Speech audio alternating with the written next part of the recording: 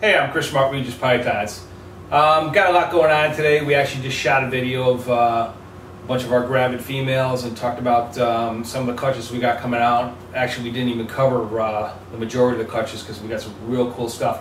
But I got done in here this morning because we had some challenges in the past. Because one of the most important things about breeding snakes is that you got to have the food to keep them or to feed them. So I had a challenge having my rats out in the garage. Decided to build a very simple, basically little rat house for them. Got an AC on there, and it's worked really well. It's surprising, I don't have any installation, and just this material alone has seemed to have insulated it really well, because we've had days in the summer where it gets like 100 degrees in here, and the AC doesn't stay on a lot, and it stays around 76 degrees, and they seem to really like that temperature. A couple of the things I'm going to talk about real quick is that just some pointers that I know that have helped me, and some of the things I'm actually probably talking more about things that I don't like about this rack system I built first. I am going to be designing another one.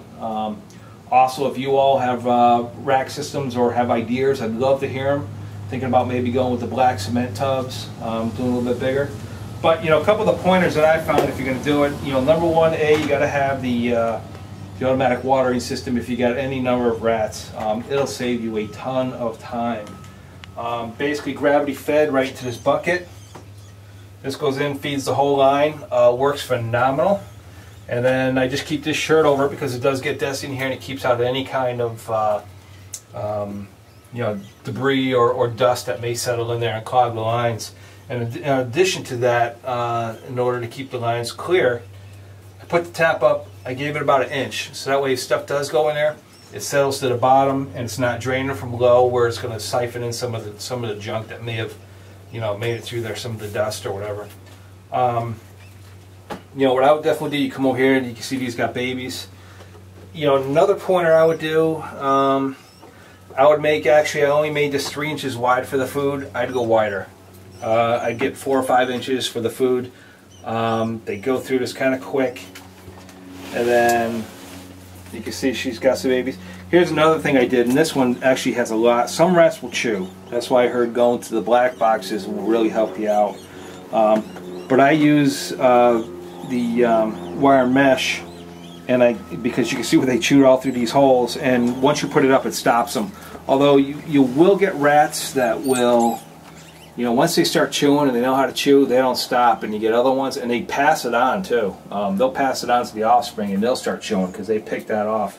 One of the, so if they're not chewing, usually you'll be all right, and the boxes will last forever. If they start chewing, I've gone through some boxes within 2 days. But like I say, if you start using, this material, the wire mesh, I actually bent it over the front, and I just kind of tie it in a couple of spots. Usually stops them. So save yourself a little bit of money.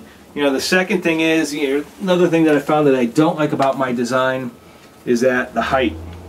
When I first put it together, I'm thinking, okay, keep a shorter height and I'll be able to put more boxes in here. Occasionally they get out. When they get out, trying to get through and pull them, it's tough to catch them.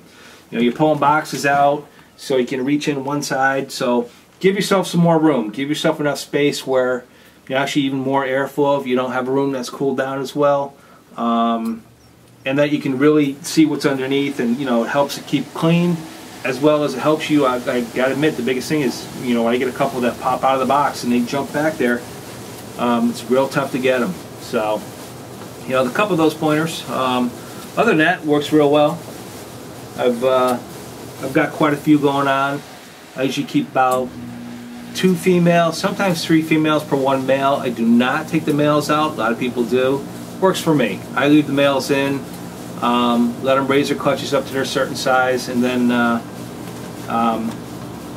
just keep the stock rotating. So I've always got different sizes, and they breed big clutches. Another thing is the food. I've used I forget what it's called, the AMF or something like that, or FMR or something. Had a lot of problems with it. Rats were making smaller clutches, and they were also getting a lot of cyst on there. So I'm not sure what that's about. So right now, what I do is I use the Missouri rat chow, and that's all I use. It's a good product. You know, another thing I do is, another quick thing is, which may help you. Of course, you know, when you get them and they're weaned, you can pull them out and keep them, you know, the same size. And I keep them all in the box. These are kind of basically the feeders that I use. These ones over here on the other side are breeding. And another thing is too is that because females take a while to come up to breed, and if you start getting a good stock going, what I do is I have a couple boxes of females, and I will just let those females, you know, grow together in there. And then as I need females to replenish other stock, you know, I've already got females of size, and I'm not waiting to bring them up. Especially in this summertime, once the babies start hatching, and I'll be going through a ton of rodents to start feeding the babies, and the adults will start eating like crazy. So you got to keep up with it.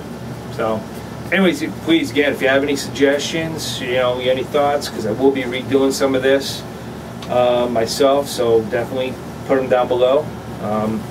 Again, follow us, you know, on Outrageous Pythons on the webpage, outrageouspythons.com. We're on Facebook, Outrageous Pythons, and you know, YouTube. You'll be seeing this here on our YouTube page, which is Sterny1. So, thanks for watching.